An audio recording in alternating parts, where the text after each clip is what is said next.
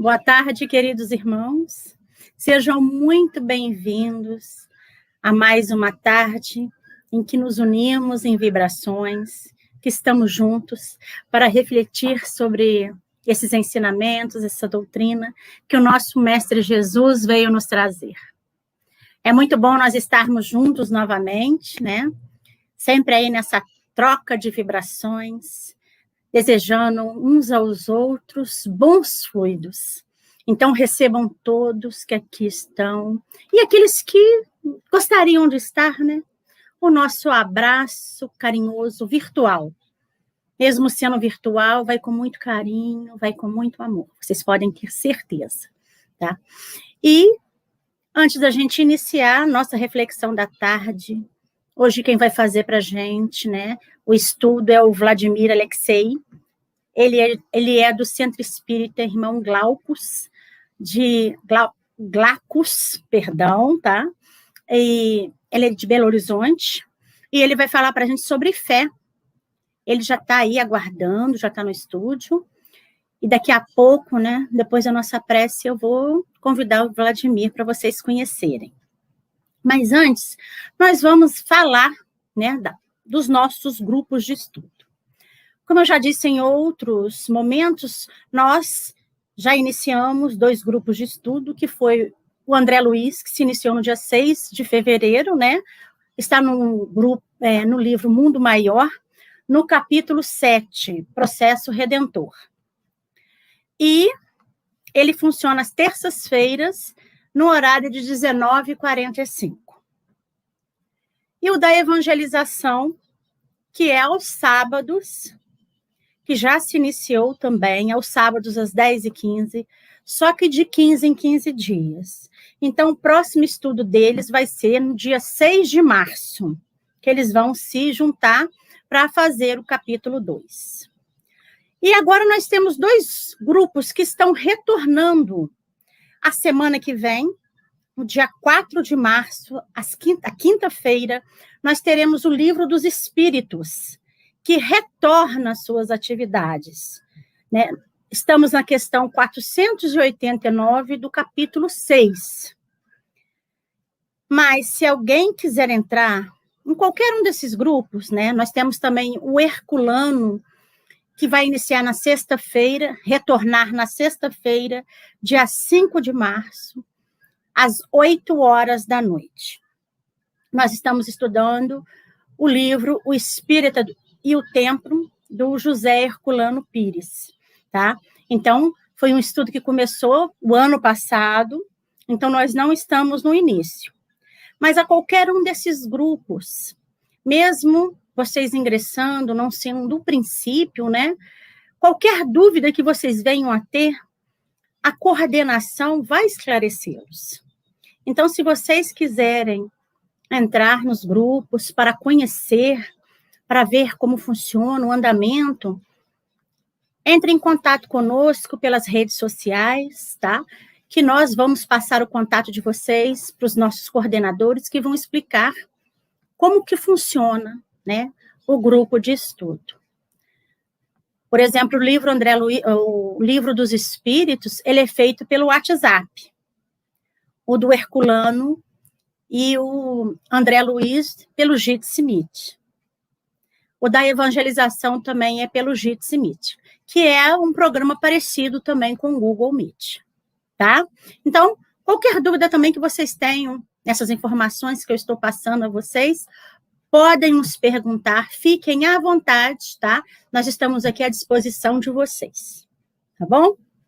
Bom, meus irmãos, então depois dos nossos recados, os nossos irmãos espirituais aqui conosco, já conectados, nós vamos respirar profundamente para a gente fazer a nossa prece, né? Que é essa prece que vai nos harmonizar o nosso ambiente, fortalecer a nossa conexão aí com o mais alto.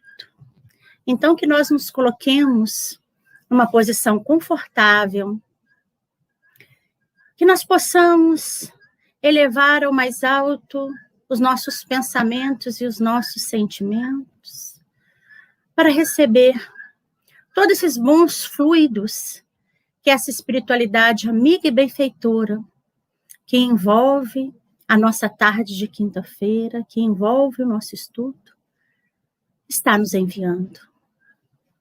Nossos mentores, mentores do nosso lar, da nossa casa espírita, amor ao próximo, estão conectados uns com os outros.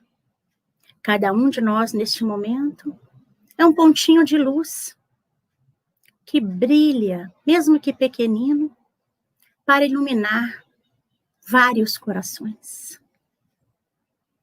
Que os nossos lares se encham dessa harmonia, desse amor incondicional que o nosso Pai tem por nós. Que o nosso irmão Vladimir seja envolvido por essa espiritualidade amiga e benfeitora, para nos passar esse estudo com a serenidade e com a leveza que eu sei que ele tem. Nós agradecemos a todos os nossos irmãos espirituais, ao nosso irmão mais velho, Jesus, e ao nosso Pai, de eterna bondade, misericórdia infinita, que sempre nos ampara e está ao nosso lado. Que assim seja, graças a Deus. Então, meus queridos irmãos, a gente agora, vai chamar o Vladimir, para que ele chegue. Boa tarde, Vladimir, seja bem-vindo. Boa tarde, Diz. É um prazer enorme recebê-lo aqui na nossa casa. Na hora de falar o Glacos, eu me enrolei aqui, mas depois eu acertei, Mas é um prazer recebê-lo, E você vai falar para a gente hoje sobre fé. Fique à vontade, a palavra é sua. Muito obrigado, Diz. Boa tarde a todos. Que Jesus nos abençoe, nos ampare e nos auxilie sempre. Com muita alegria que a gente recebeu o carinho e o convite, da Diz e da Gisele para fazer parte dessas reflexões na tarde de hoje, no Centro Espírita Amor ao Próximo, no CEAP de Juiz de Fora. A gente aproveita para cumprimentar aos amigos que estão no chat, a Roseli, ao Paulo, Rita, Márcia, a Anitinha, que sempre nos acompanha, a Nadir, Valdete, a Helena. Obrigado, viu, Helena, pela presença. A Elisângela e a todos aqueles que passarem hoje pelas nossas reflexões, que a gente possa ter uma tarde feliz, alegre, cheia de esperanças e principalmente de fé. Porque a gente acredita que na vida nada é por acaso. A vida, ela possui um grande significado para todos nós. E entendermos o significado da vida é o que talvez seja o grande propósito ou o propósito maior nosso nessa existência. Nessa e em outras existências que a gente ainda estiver caminhando, evoluindo e aprimorando espiritualmente. Será que, com todo esse aprendizado que a gente tem feito, com tudo que a gente tem vivido, será que nós já colocamos em prática todo esse conhecimento? Será que tudo que a doutrina tem nos ensinado, nos proporcionado, nos auxiliado, será que tem mexido com a nossa essência a ponto da gente conseguir colocar em prática? A ponto de conseguirmos avançar a nossa compreensão e o nosso entendimento sobre a vida? Porque se a gente analisar direitinho, assim, com mais tranquilidade, com mais serenidade, nós vamos observar que a vida é uma grande escola. E se estamos matriculados nela, com certeza a gente tem uma grande oportunidade de aprendizado. Mas aferir o aprendizado, quer dizer, avaliar o aprendizado é importante também. É importante para a gente compreender o quanto nós estamos absorvendo, de fato, daquilo que nós temos procurado. Só o fato de procurar já é relevante, já é algo que deve ser levado em consideração. Só que a nossa procura, quando ela não é respaldada por algum processo, quando ela não tem como pano de fundo uma filosofia, uma ciência, ou até mesmo uma religião com o cunho moral, como é o caso da doutrina espírita, a doutrina espírita ela também tem a sua vertente religiosa, muito mais porque ela estimula a moral. ela trabalha a moral, tanto que na introdução do Evangelho segundo o Espiritismo, Allan Kardec divide o estudo sobre a vida de Jesus em 5 partes e pede para que nós tenhamos atenção quando ele fala que o Espiritismo ele se ocupa do aspecto moral. Então, se ele se ocupa do aspecto moral, todo o estudo, todo o contexto, todas as propostas que a gente faz e que a gente recebe da vida, e da doutrina e dos estudos, elas giram em torno do aperfeiçoamento do homem, do aprimoramento do ser. Se não diretamente envolvido nas nossas querelas do dia a dia, né, envolvido nas nossas dificuldades do cotidiano, seja por intermédio dos estudos. Então, esses estudos, eles precisam também tocar o nosso coração, mexer com a nossa intimidade, porque nós temos 2 obstáculos muito duros para a gente enfrentar na vida, que é o orgulho e o egoísmo. São, segundo os autores, as grandes chagas da humanidade. Então, saber lidar com o orgulho e com o egoísmo, já que eles imperam na maioria de nós ao longo de milênios, quer dizer, se a gente observar a história, a gente vai acompanhar e perceber que, ao longo do tempo, nós temos trabalhado o nosso ser.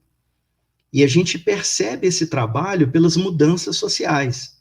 Antigamente não tinham leis tão mais claras como existem hoje. Respeito à propriedade alheia, respeito ao pensamento do outro, ainda que isso hoje em dia seja um pouco ainda conturbado, mas a gente percebe nas entrelinhas e ao longo do tempo, né, que há um avanço. Só que nem sempre a gente valoriza o avanço, a gente fica muito mais preso e preocupado com aquilo que não evoluiu, ou que a gente acha que não evoluiu. Porque quando nós interpretamos no Livro dos Espíritos, aquela passagem em que os Espíritos respondem para Kardec, dizendo que para a gente reencarnar e não progredir, em outras palavras, né, meus amigos, nós temos que fazer um esforço muito grande para não fazer nada. Porque o máximo que pode acontecer é estagnarmos. A gente sempre vai evoluir. Acontece que a gente não percebe a evolução em função de estarmos engolfados na rotina, em função de estarmos presos no nosso dia a dia às situações, aos desafios, às tentações, às provações, às expiações e a tudo aquilo que compõe o meu cotidiano.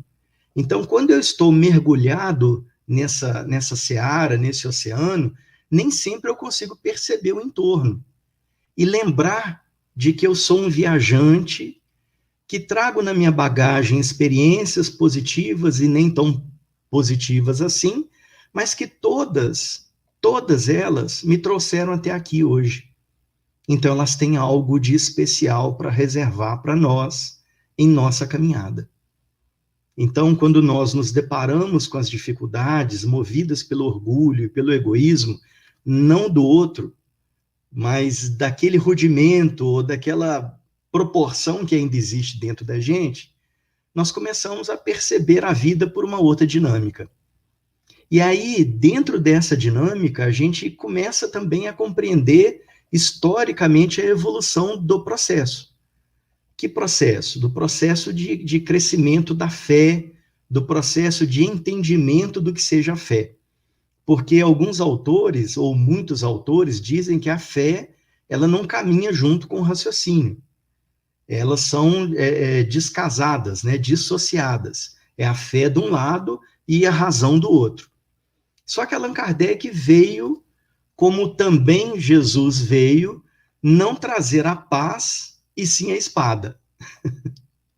Como também a doutrina espírita não veio derrubar o cristianismo, e sim fazer com que o cristianismo do Cristo seja cumprido. Porque Jesus, em seu evangelho, disse que ele não veio destruir a lei, e sim fazê-la cumprir. Quando ele nos diz dessa forma, ele está dando um recado, mostrando que a gente não estava entendendo bem o que era a lei, não estávamos compreendendo bem como que era essa relação nossa com a lei e com o próximo, para que a gente pudesse amadurecer e evoluir. Então foi necessário 1.800 anos, mais alguns grandes espíritos, alguns vultos, como Francisco de Assis, Santo Agostinho, e uma série de outros, chegarem na humanidade, continuarem o recado do Cristo, para sacudir essa estrutura, essa base que nós construímos em cima do orgulho e do egoísmo. Então, o papel do homem novo, independente da idade, graças a Deus, é ele diminuir o homem velho para que o homem novo cresça. E como que a gente consegue fazer isso? Se alguém tiver a resposta, por gentileza, encaminhe também o prêmio da Mega Sena, porque eu acho que vai ajudar a gente demais. Não tem uma resposta pronta. Existem respostas que tocam em cada um de nós como o fragmento, como os raios da luz do sol, por exemplo. Então, para um vai atender determinado aspecto, para outro vai atender determinado aspecto, e assim por diante. O todo, o absoluto, a gente ainda não tem condições de compreender. Então, quando a gente acerena a mente e o coração e entende que somos seres em evolução, numa progressiva, em que temos ao nosso lado a ciência, a filosofia e o aspecto moral de uma religião transcendente, de uma religião cósmica, podemos dizer assim, nós começamos a olhar para o conhecimento do mundo com um pouco mais de sabedoria. Ou pelo menos a gente passa a ter o vestígio dessa sabedoria para que a gente possa alimentar e fazê-la crescer dentro de nós. Isso nos dá um piso e uma ideia de que a religião do início, a religião que, quando ela começou lá atrás, ela começou em forma de algo punitivo. Ela tinha seu aspecto de despertar o medo, ela era primitiva. Então, quanto mais ela estimulava o medo, mais ela controlava. Até que houve uma ruptura. Essa ruptura para os judeus foi na época dos judeus, para os cristãos foi na época do Cristo, e assim sucessivamente. Mas o mais importante é a gente sempre lembrar que tudo que aconteceu no passado permitiu que nós chegássemos aqui hoje. Então, o que deu errado lá atrás, hoje é aprendizado. E a gente fixa o aprendizado vivendo. E para viver, nós temos alguns recursos disponibilizados pela lei divina, disponibilizados por Deus, e que Jesus nos ajudou a entender desde quando ele trouxe o seu evangelho, assim como também Allan Kardec nos fez reforçar a partir da doutrina espírita. Está lá em Mateus capítulo 7, versículo 12. Fazei aos homens tudo o que queirais que eles vos façam, pois nisso que consiste a lei e os profetas. Então, quando a gente percebe os ensinamentos dos espíritos superiores, os ensinamentos dos espíritos superiores junto com o evangelho, e o evangelho interpretado à luz da doutrina, quer dizer, em seu aspecto moral, extraindo da simbologia do evangelho o conhecimento moral ou o entendimento moral, a gente passa a compreender que um dos recursos que nós temos e que às vezes a gente não sabe utilizar ou utiliza pouco é a fé. Allan Kardec, no frontispício do Evangelho segundo o Espiritismo, ele disse: fé inabalável é somente aquela que pode encarar a razão face a face, em todas as épocas da humanidade. Agora, que razão seria essa? A razão que tem como princípio o uso, o raciocínio, né? O desenvolvimento do raciocínio. Então, desenvolver o raciocínio significa analisar, avaliar, acompanhar, refletir, questionar, para ver se de fato eu entendi a respeito daquilo. Então, quando eu submeto a minha fé à razão, eu direciono a fé. E a fé é muito interessante porque no capítulo 11 do Evangelho segundo o Espiritismo, amar o próximo como a si mesmo, em todos os ensinamentos, desde o Evangelho até o Evangelho segundo o Espiritismo, Livro dos Espíritos, Leon Denis, Emmanuel, Deolinda Morim, que são alguns nomes que a gente vai ver algum pensamento deles aqui hoje, em todos eles, a fé está sempre voltada para as nossas atitudes em relação ao próximo e em relação a nós mesmos, assim como também em relação ao que é divino, ao que é superior, ao que é espiritual. Então, a fé, ela é esse elemento que nos ajuda no trato com o outro, no trato conosco e no trato com a divindade, com a religação nossa com o que é mais alto. E aí, nesse capítulo 11 do Evangelho de Kardec, tem uma mensagem do Espírito Protetor, chamada Fé e a Caridade, e eu pensei duas frases aqui para ilustrar para a gente. Ele diz que a caridade sem a fé não basta para manter entre os homens uma ordem social capaz de os tornar felizes. Pudera ter dito que a caridade é impossível sem a fé. Olha que bacana. Por que a caridade ele coloca junto com a fé? Porque lembra que a gente começou falando que nós temos nós construímos a nossa vida e a nossa sociedade sobre dois pilares, que a gente precisa destruir para reconstruir outros, que é o orgulho e o egoísmo. Então, a caridade sem a fé, ela não tem o direcionamento necessário para que a gente coloque as energias necessárias para mobilizar aquilo que nós nos propusemos fazer. Então, uma pessoa que tem fé, ela rompe barreiras. Um exemplo disso a gente pode trazer do Bezerra de Menezes. Bezerra de Menezes, que nasceu no Riacho do Sangue, lá no Ceará, foi estudar medicina no Rio de Janeiro. Sei que todo mundo conhece essa história, mas vale a pena só dar um toque nela com essa conotação. Quando ele chega no Rio de Janeiro, ele chega tendo uma vida comum, como qualquer outra pessoa, passando por limitações financeiras, econômicas, e de família, de toda ordem. Então, para que ele pudesse melhorar um pouco a sua condição e pagar a pensão que ele vivia lá no Rio, ele anunciou aulas particulares. Um aluno se inscreveu, pagou antecipado e nunca mais apareceu.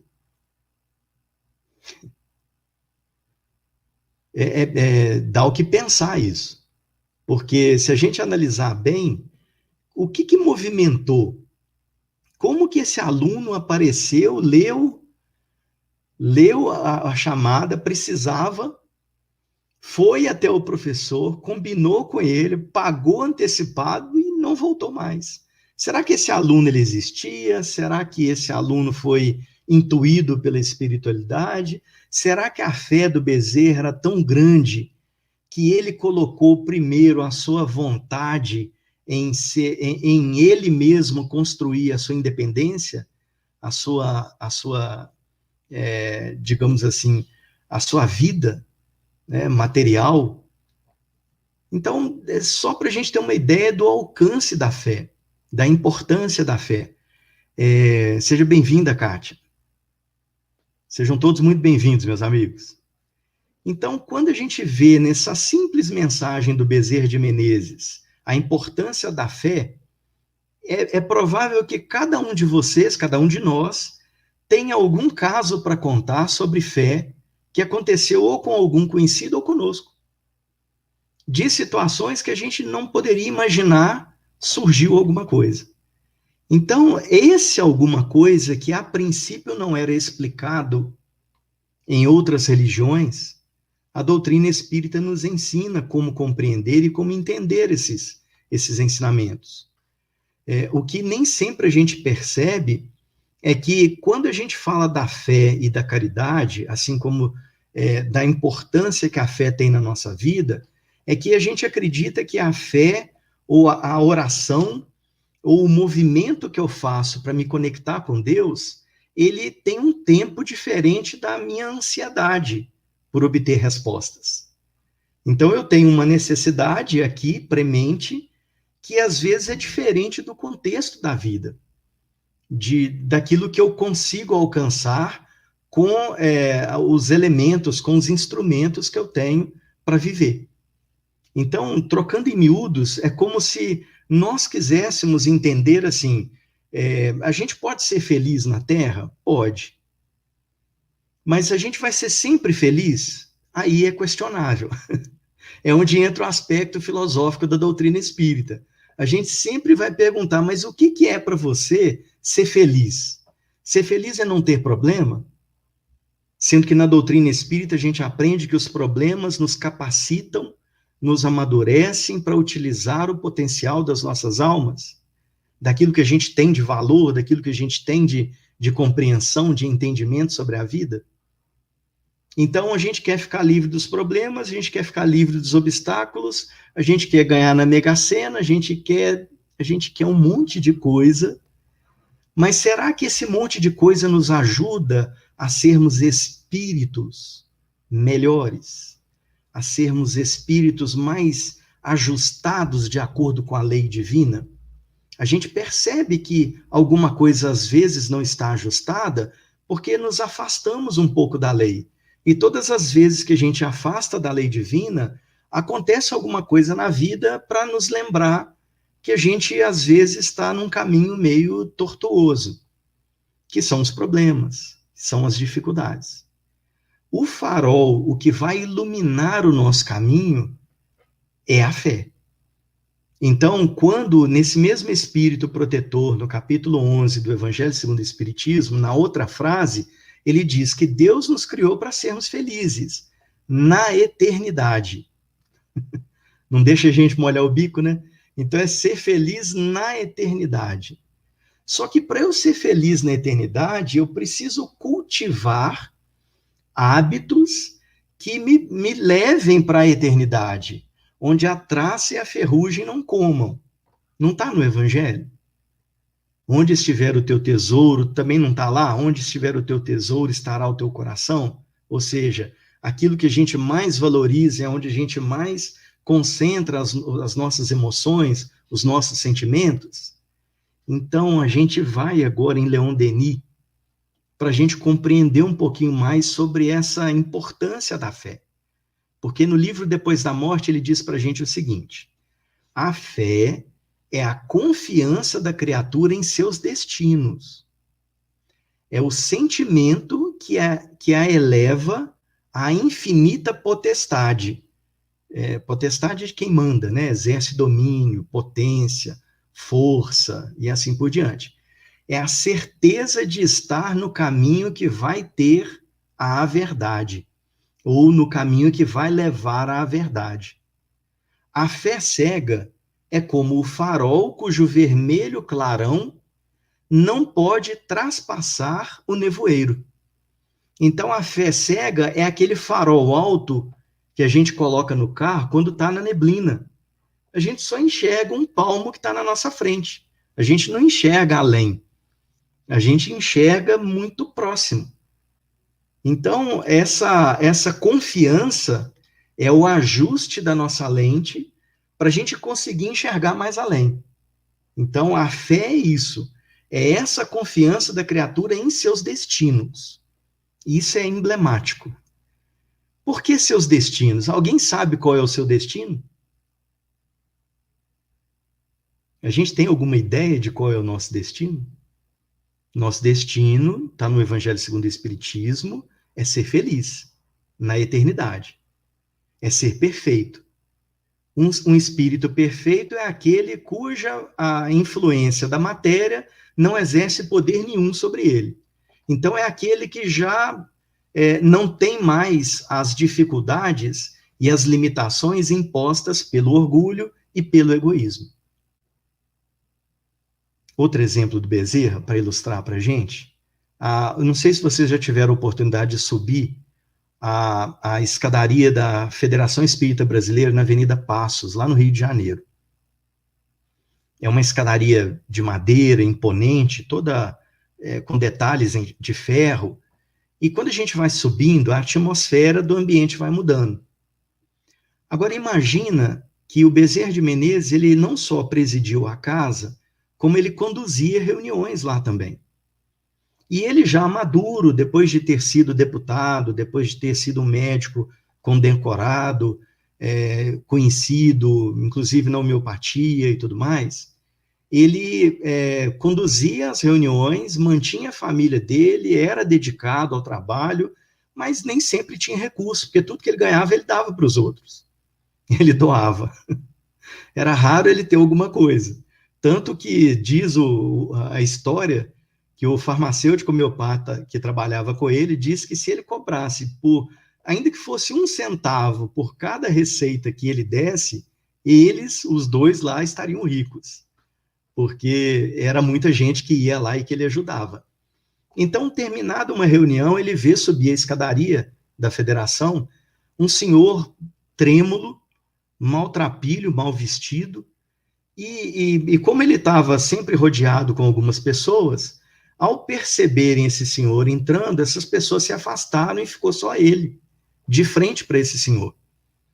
E esse senhor, choroso, chegou até ele e disse que precisava muito de ajuda, porque ele tinha perdido o emprego, ele ia ser despejado, ele não tinha o que comer, não tinha mantimento dentro de casa, 2 filhos, mais a esposa, ele não sabia mais o que ele ia fazer. Então, dizem que os olhos do Bezerra de Menezes era claro, aquele azul, assim, forte, sabe? Uma coisa que é divina, uma coisa de fato superior. E aqueles olhos encheram de lágrimas, porque ele não tinha 1 centavo, nem aquele anel de formatura dele, ele tinha mais, porque ele já tinha doado. Então, os olhos lacrimejando, ele fecha os olhos, eleva o pensamento a Deus e pede: oh, meu Deus, me intua para ajudar esse homem a ter alguma luz, porque materialmente eu não tenho como ajudá-lo. Mas quem sabe? E nesse átimo de segundo, meus amigos, e a vida é assim, nos detalhes, nos segundos, a gente consegue reverter quadros que parecem irreversíveis, a gente consegue transpor obstáculos que pareciam ser intransponíveis. É isso, é fé, é essa confiança, não nele, de ter mérito, mas a confiança naquele que nos criou, daquele que nos fez, daquele que permitiu que a gente vivesse, que a gente tivesse uma história, que a gente construísse uma história e que fôssemos todos irmãos. É a mérito desse, é a misericórdia desse que ele pedia. Então, a confiança dele, do Bezerra, estava no mestre. E aí, ele, intuído, falou que não tinha nada, não tinha 1 centavo para dar para ele, mas que ia dar um abraço nele.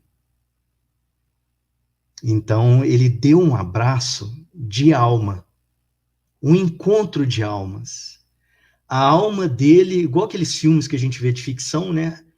A alma dele abraçou a alma daquele senhor, daquele pai de família, que não tinha o que fazer, não tinha recurso, não tinha nada. Ele se sentiu envolvido de uma tal maneira que toda aquela energia, toda aquela vibração, vamos fazer uma analogia, lembra da teia de aranha?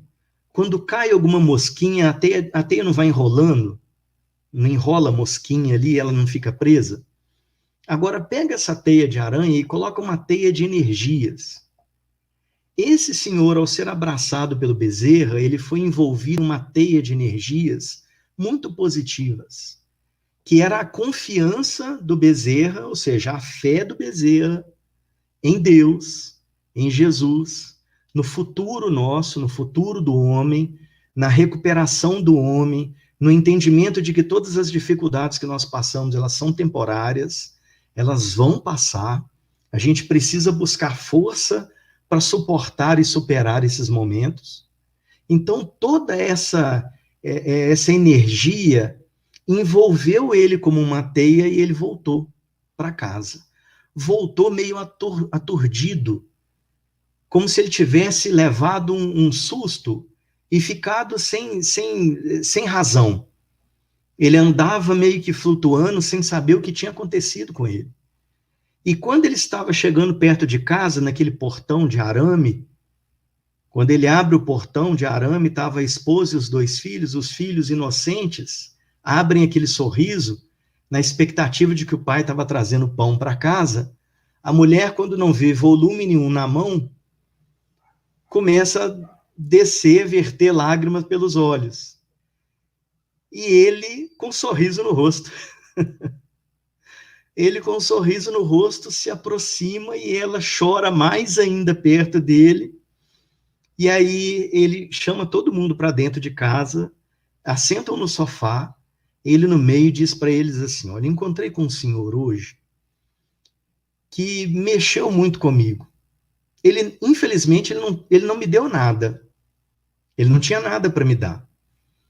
Mas ele me deu esperança, porque a fé que ele tem em Deus é tão grande, mas é tão bonita, mas é tão profunda, que é como se eu tivesse sido alimentado o dia inteiro.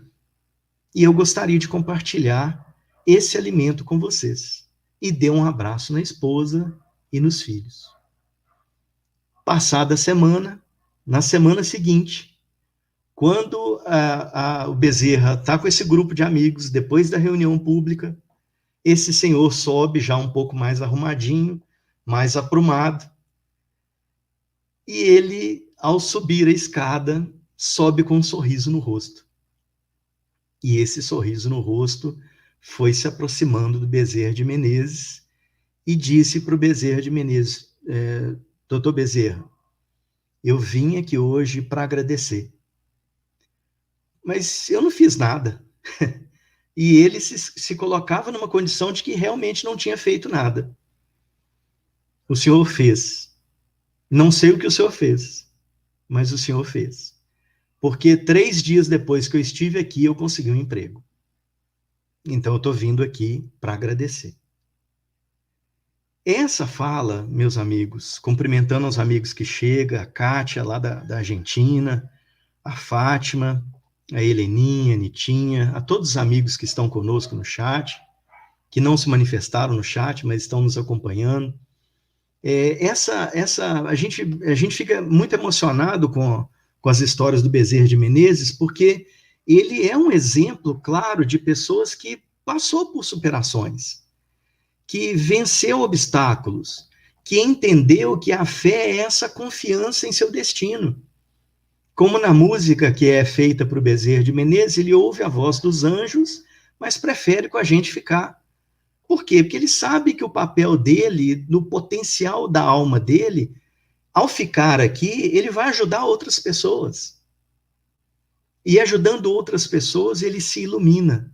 Então, isso que Leon Denis trouxe é muito importante para a gente compreender que o destino de todos nós é a felicidade. O destino de todos nós é a perfeição. E a gente consegue perceber elementos, vestígios de felicidade enquanto estamos caminhando, enquanto estamos nessa jornada. Kátia, eu vou responder sua pergunta, tá?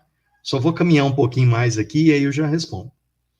Aí, Leon Denis continua: é a certeza de estar no caminho que vai ter a verdade. A fé cega é como o farol cujo vermelho clarão não pode traspassar o nevoeiro. A fé esclarecida é foco elétrico que ilumina com brilhante luz a estrada a percorrer.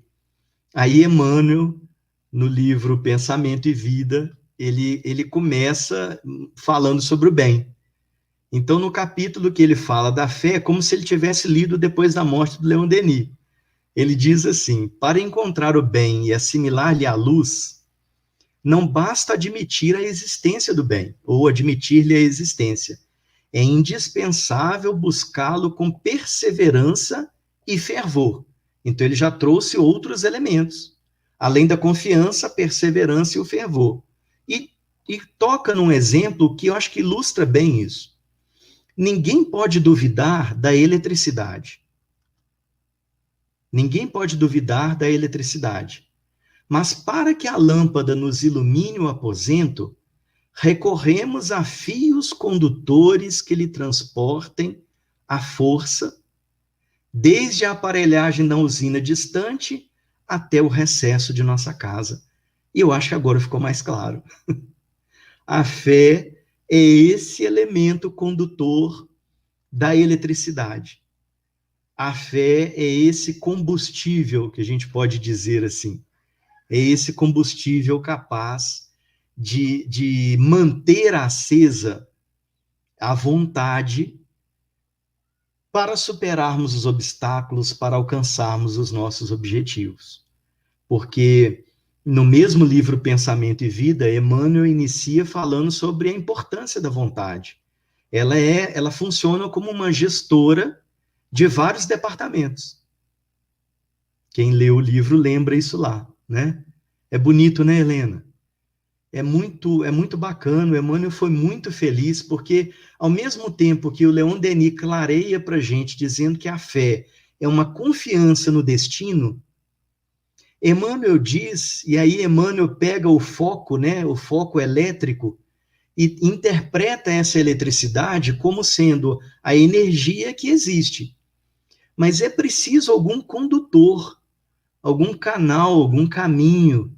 Então, o condutor da eletricidade é o fio. O condutor da nossa vontade é a fé. Porque é a fé que é esse que alimenta. É a fé que nos dá a certeza de que se hoje está difícil, amanhã vai ser melhor. Porque eu posso, pela fé, não ter a resposta de tudo. Mas com a fé, as respostas que eu tiver, eu consigo fazer uma vida melhor. Uma vida mais segura, em meio a tanta incerteza como é essa que a gente vive. E abençoada incerteza, meus amigos. Por que abençoada incerteza, Vlad?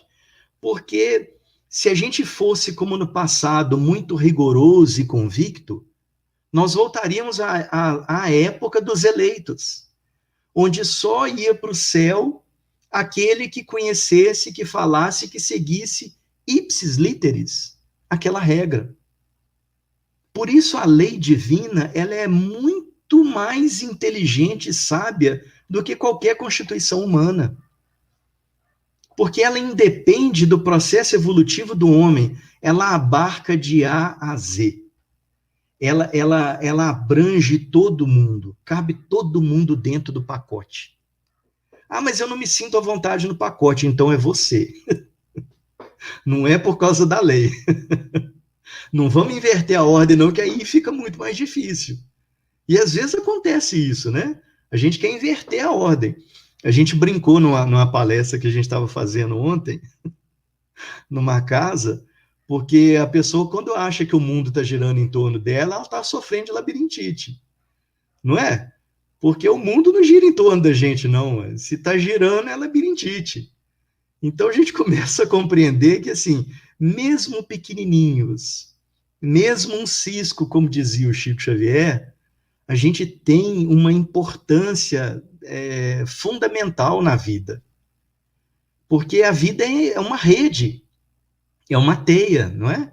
A gente está sempre envolvido e cada nó da teia, ele pode nos levar por vários caminhos.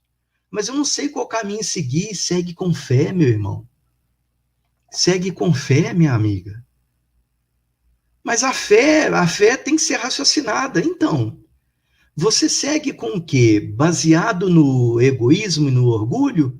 Ou você segue no altruísmo, trazendo para dentro de si um pouco mais de serenidade, um pouco mais de paciência, um pouco mais de compreensão ante as dificuldades do próximo, entendendo o tempo de cada um. Quando alguém pisa no calo da gente, o problema não é porque a gente provocou, é porque o outro não deu conta, é porque o outro está vivendo um problema que ele não conseguiu administrar, porque o mesmo acontece com a gente. Então, sabendo que somos falíveis, torna o peso da viagem muito mais leve. Então, a gente vai continuar errando, a gente vai continuar passando pelos dissabores, mas se cada erro a gente conseguir um aprendizado nele, poxa, nós estamos crescendo. Às vezes a gente não vai crescer aos olhos da sociedade.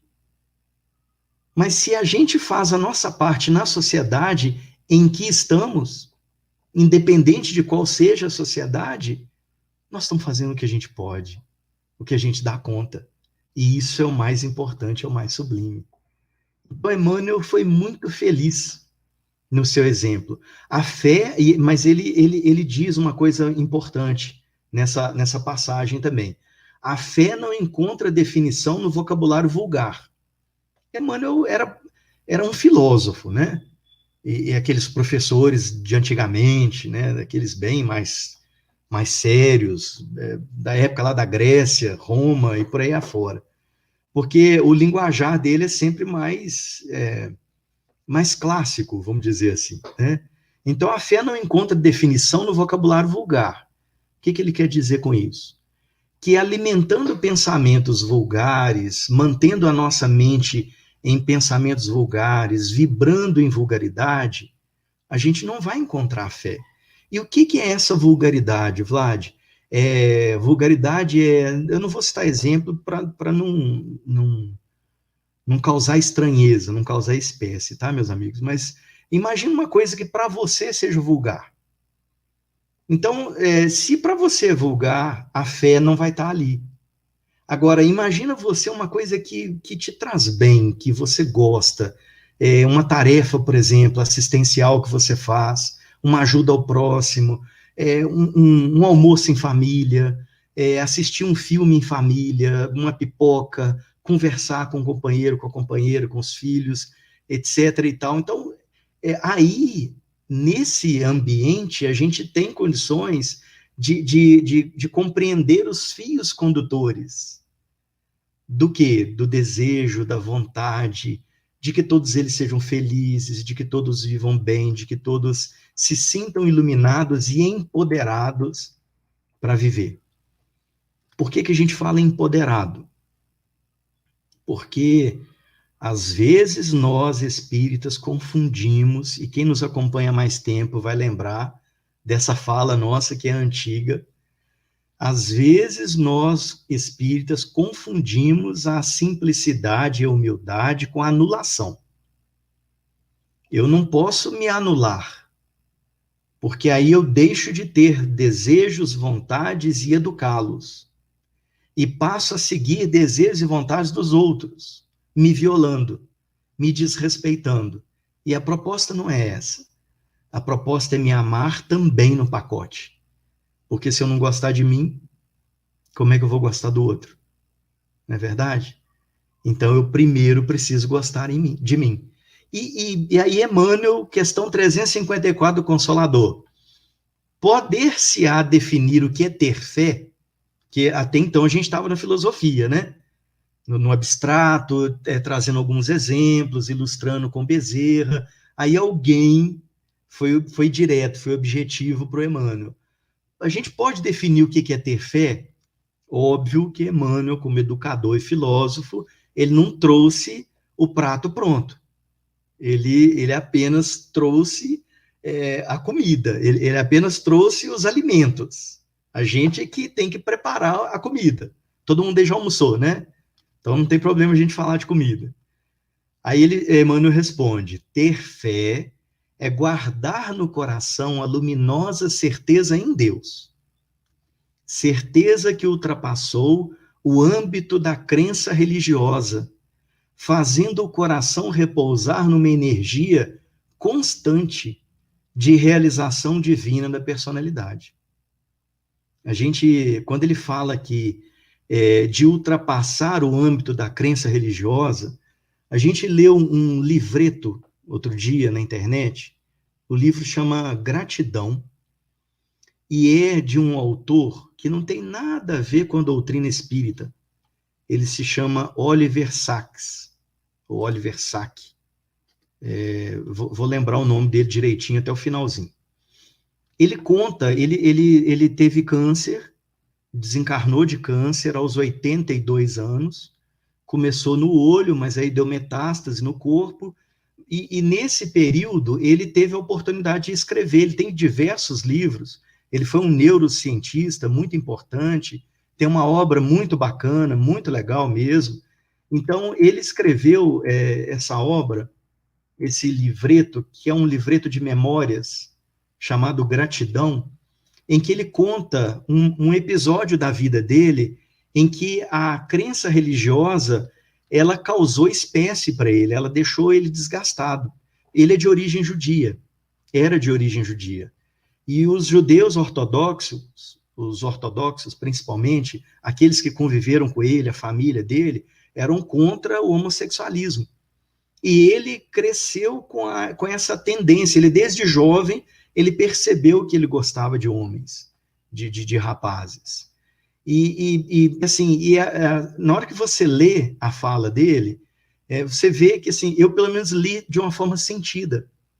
Ele com 82 anos, uma coisa que aconteceu quando ele tinha 15 anos, quer dizer, passaram mais de quase 70 anos, ele ainda guardava em suas memórias esse dissabor causado pela religião, porque a religião dele, a ortodoxia, pelo menos vivida na época da Segunda Guerra Mundial, em Londres, onde ele nasceu, não permitia isso.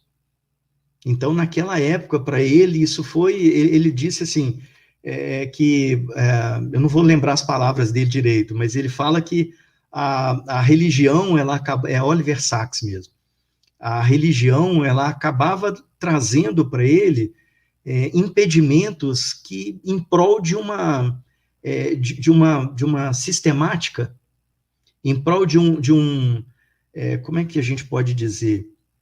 Em prol de uma convenção exterior. É isso. Em prol de uma proposta, em prol de uma ideia que eles estabeleceram, de um dogma que eles estabeleceram e que não podia ser daquele jeito, e pronto, acabou, e aí não se discute. Então, isso gerou nele uma mágoa que, ao desencarnar, ou próximo de desencarnar, ele registrou isso em suas memórias. São 50 e poucas páginas o livro. Chama Gratidão. Companhia das Letras. Vale a pena a gente ler as experiências dele.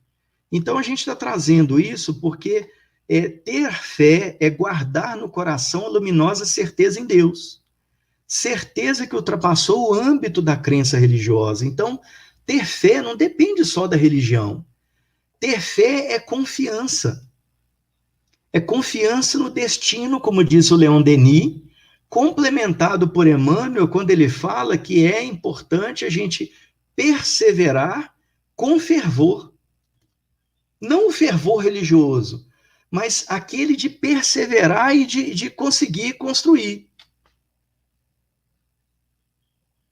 Estamos em pandemia, só fala de comida, né, Kátia? É um trem danado. Deixa eu responder a Kátia aqui, meus amigos. A caridade deve ser feita de nossa certeza de que o bem que fazemos será um alívio para o outro? Ou seja, é nossa fé que ajuda na verdade? É por aí mesmo, Kátia.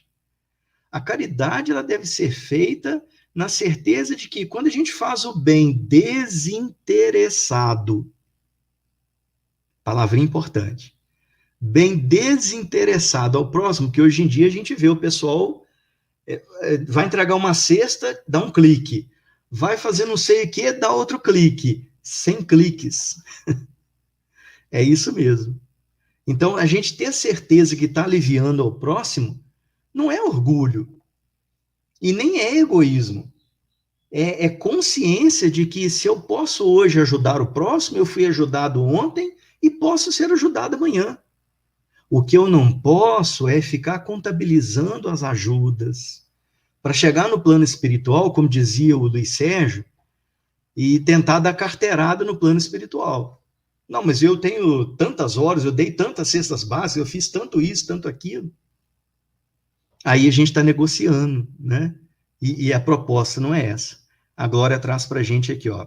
Fé, luz que não vejo, mas que me ilumina. Olha que beleza. É isso. A fé é esse elemento, é esse fio condutor em que a gente, quando tem um propósito na vida, que é o propósito de nos melhorarmos, de sermos seres humanos melhores, e como diz Emmanuel, não é melhor do que ninguém, é melhor do que éramos, melhor do que nós mesmos, e a gente tem provas diárias de que a gente precisa melhorar? É só a gente entrar em contato com o outro, seja no trânsito, na escola, na rua, no trabalho, no banco, no mercado, onde for, na família, desculpa. É só entrar em contato com o próximo que a gente vai ter certeza de que a gente precisa melhorar. Mas o fato de precisar melhorar não quer dizer que eu já não tenha melhorado. Porque a autocobrança, ela acaba sendo um processo de autopunição. Eu me cobro demais e aí não reconheço os esforços que eu faço. O verdadeiro espírita é aquele que luta para dominar as suas más inclinações. Então, todos nós estamos meio inclinados para um lado ou para o outro, né? Ou então andamos assim, inclinados. Mas é importante a gente ir calibrando, né? E a gente ir equilibrando essas tendências que a gente traz. Beleza, meus amigos? Para agradecer muito o carinho de vocês, nesse tempinho que nos foi proporcionado pela Gisele, que nos foi proporcionado também pela Edi. Desculpa, gente, desculpa, é porque tocou aqui, pela Dice, toda essa alegria que a gente tem hoje, agora, nesse momento, por estar aqui com vocês, com o Paulo, com a Rita, com a Márcia, com a Nitinha, Nadir, Valdete, a Heleninha, Elisângela, Cida, Heloísa, Maria José, Vilma, Lucirene, com todos vocês, meus amigos. A gente, em palavras, não consegue expressar a alegria e a gratidão de estar aqui com vocês. Por isso, como de hábito, a gente traz um poema da nossa querida Maria Dolores, pela psicografia do Chico Xavier, a Márcia também, viu, Márcia? Obrigado muito, obrigado mesmo, de coração, pelo carinho de todos. A gente traz um poema da nossa querida Maria Dolores, pela psicografia do Chico, chamado Sinal de Deus. Ouvi dizer que um sábio, procurando caminho, a fim de sobrepor-se aos outros seres, após vencer hesitações em bando, de alma firme disposta para entender a realidade, interpelou a vida perguntando se o tempo era o maior de todos os poderes. Mas foi, Kátia, você também, viu? Mas foi o próprio tempo quem lhe trouxe a resposta. Ouve, amigo.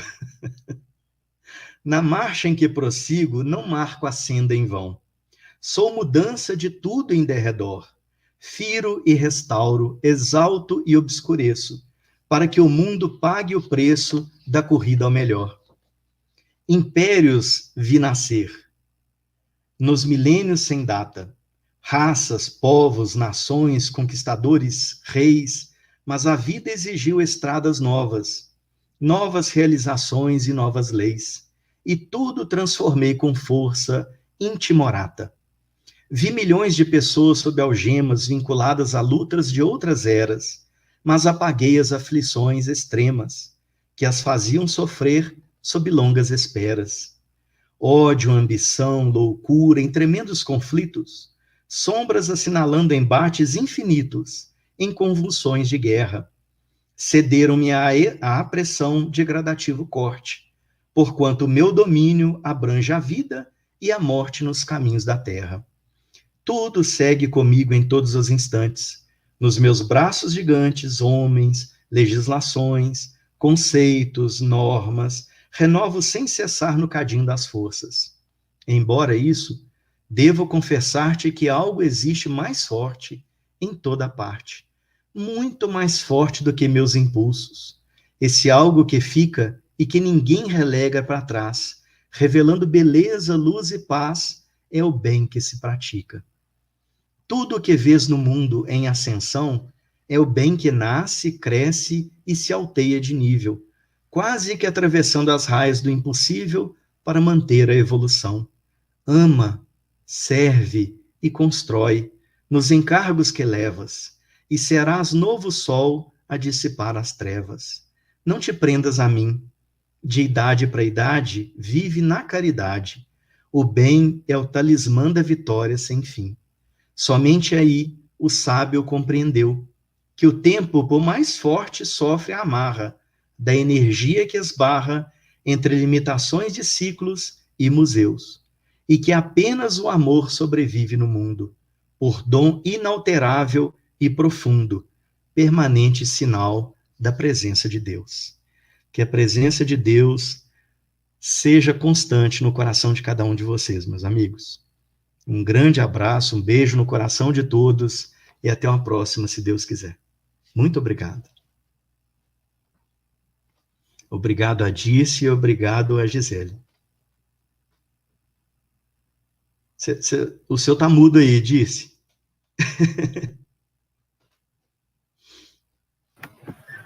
Eu fiquei emocionada com o poema da Maria Dolores, que é muito bonito, né? Nossa Senhora.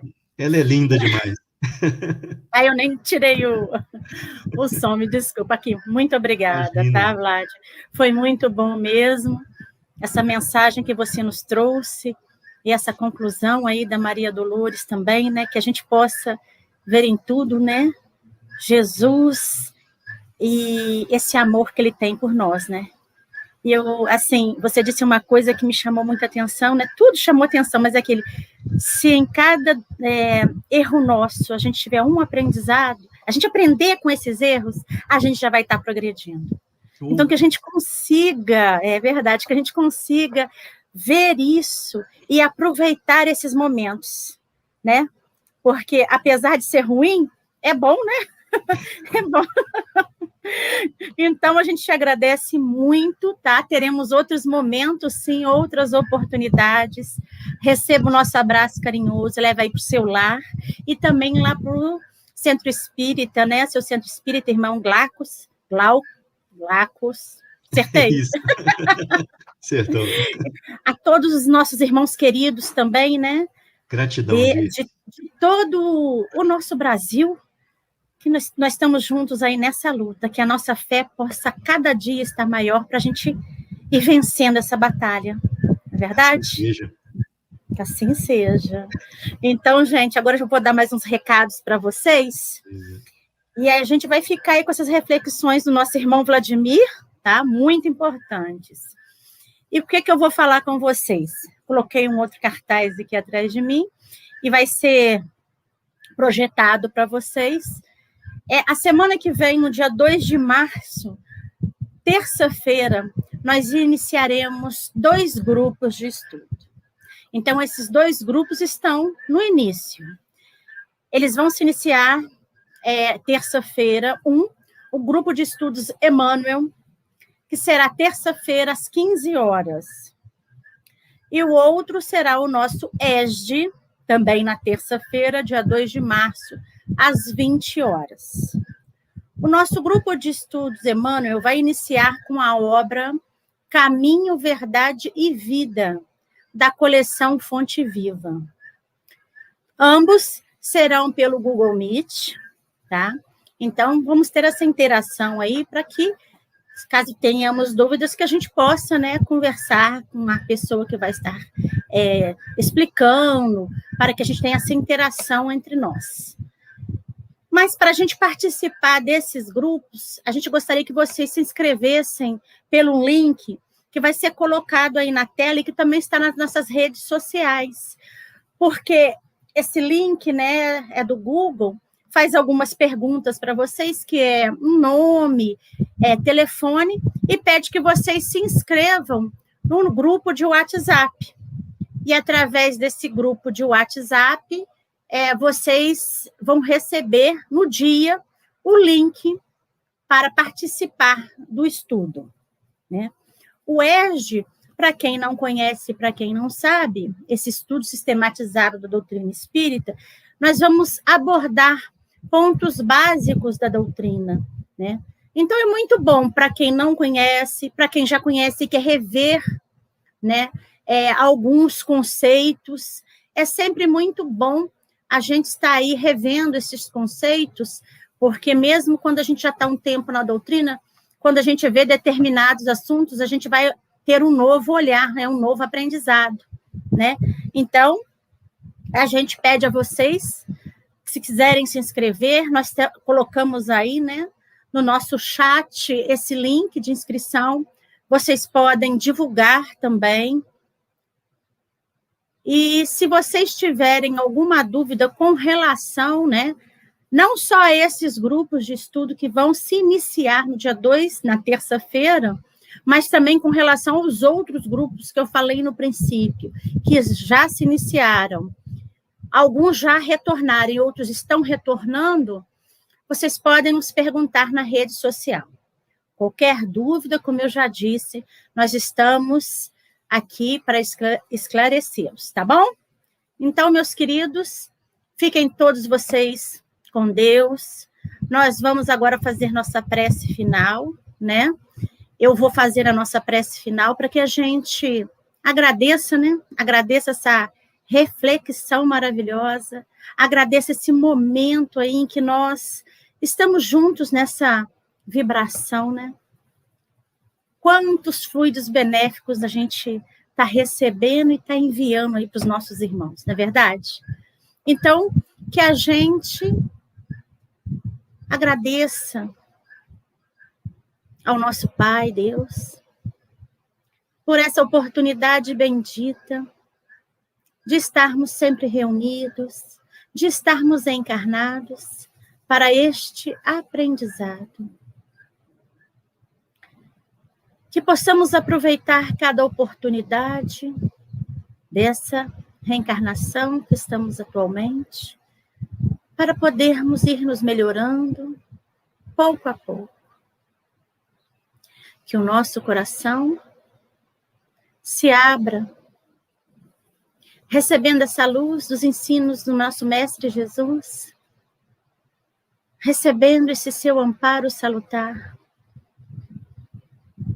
e que possamos enviar esta luz a todos os nossos irmãos, não só dos nossos lares, não só os nossos afetos, mas também aos nossos desafetos, a todos os nossos irmãos do nosso orbe terrestre, que ainda não tiveram como nós o conhecimento dessa doutrina e o entendimento desta caminhada e a sua importância.